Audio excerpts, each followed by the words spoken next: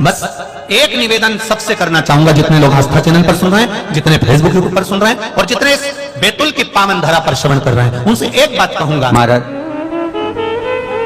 कि जब कोई एकदम रोग आ जाए और डॉक्टर एकदम बोल दे कि ये रोग भारी आ गया है और इसकी जांचें जाएंगी और फिर ये कुछ भी हो सकता है, तो क्या करा जाता था कि 108 सरसों के फूल लाकर तुरंत शंकर भगवान को चढ़ाए जाते थे महाराज। तो चढ़ाने के बाद में रिपोर्ट अच्छी आती है। ऐसा नियम है। कहीं ठेका कोई ठेकेदारी करते हैं ना, जो ठेका भरते हैं कि भाई मेरा टेंडर आना चाहिए, मेरा ये काम होना चाहिए, मेरी मल्टी बनना चाहिए, या मेरा ये काम के लिए जा रहा हूं, ये काम फतेह होना चाहिए, उसके सबके हाथ पैर जोड़ने से अच्छा एक काम करो, बस 108 सरसों के फूल उठाओ, शंकर जी का उद्धुतेश्वर महादेव का नाम लिखो और छोड़ दो, शिव जी के ऊपर एक एक कर कर चढ़ा दो, वो ठेका तुम्हें ही मिलेगा,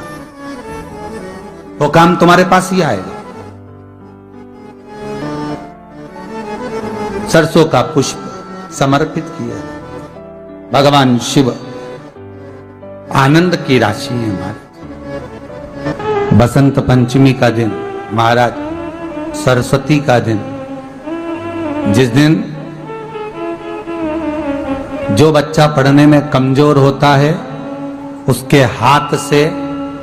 बसंत पंचमी के दिन सरसों के 31 फूल शंकर जी को चढ़ा दिए जाते हैं, तो बच्चा पढ़ने में अव्वल निकल जाता है।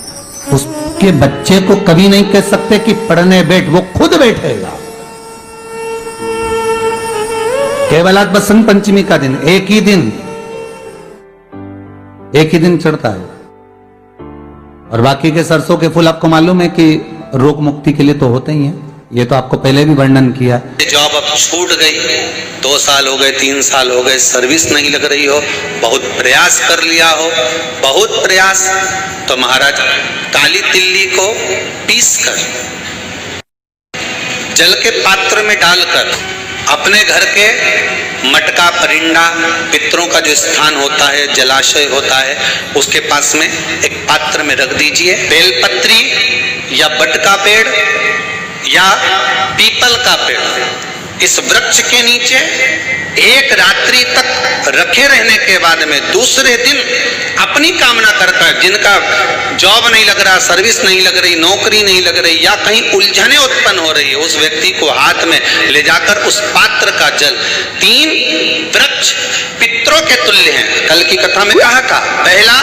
बेलपत्री का, दूसरा पीपल का, तीसरा बट का, ये 3 पितरों के तुल्य हैं। इन 3 में से किसी भी वृक्ष के नीचे उस काली तिल के जल को समर्पित कर दीजिए महाराज। बाबा चाहेगा, भोलेनाथ जी चाहेगा तो 3 महीने में कहीं ना कहीं योग बना ही देगा। ये बसंत पंचमी का दिन महाराज, सरस्वती का दिन, जिस दिन जो बच्चा पढ़ने में कमजोर होता है उसके हाथ से बसंत पंचमी के दिन सरसों के 31 फूल शंकर जी को चढ़ा दिए जाते हैं, तो बच्चा पढ़ने में अव्वल निकल जाता है। उसके बच्चे को कभी नहीं कह सकते कि पढ़ने बैठ, वो खुद बैठेगा। केवल आज बसंत पंचमी का दिन, एक ही दिन चढ़ता है, और बाकी के सरसों के फूल आपको मालूम है कि रोग मुक्ति के लिए तो होते ही हैं। ये तो आपको पहले भी वर्णन किया महाराज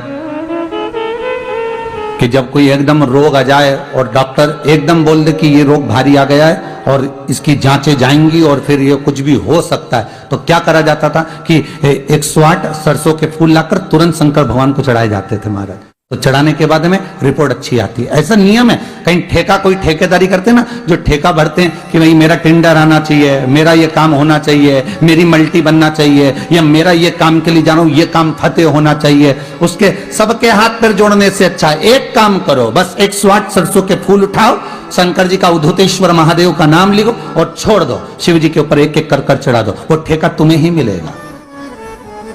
वो काम तुम्हारे पास ही आएगा।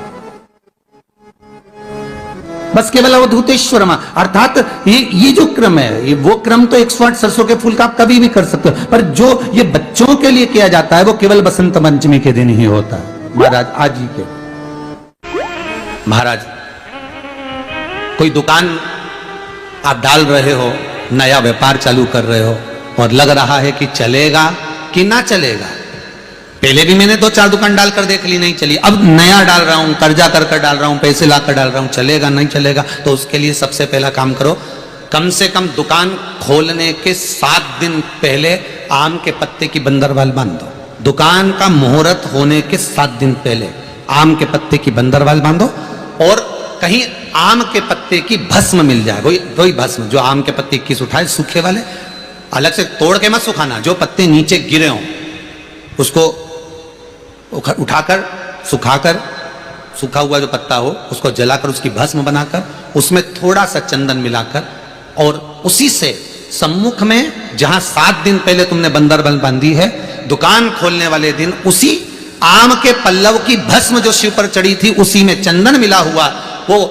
एक स्वस्तिक का वर्णन पहली वाली कथा में करा कि स्वस्तिक सबसे पहले कहां बना था और कैसे बना था। वो गणेश जी का मस्तक कटा, उसका जो धड़ बचा था उससे स्वस्तिक का निर्माण, ये आपको पहले सुना चुके हैं।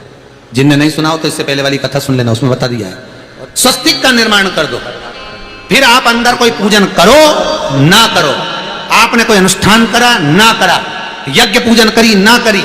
अगर आप प्रवेश भी कर गए, इतना आपके पास धन नहीं था और आप प्रवेश भी कर गए, तो भी घाटे में नहीं जाओगे, व्यापार उन्नति की ओर ही बढ़ेगा, व्यापार बढ़ेगा उसमें। अगर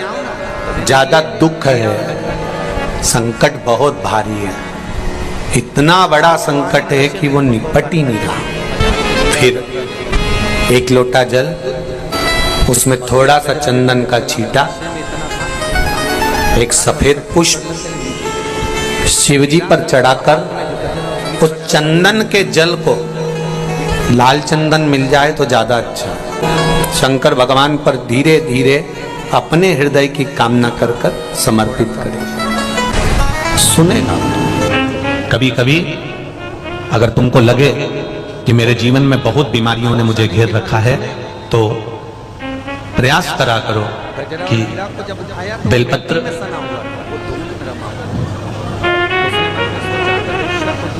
जो ये बेलपत्र होती है, उस बेलपत्र की जो ये डंडी होती है,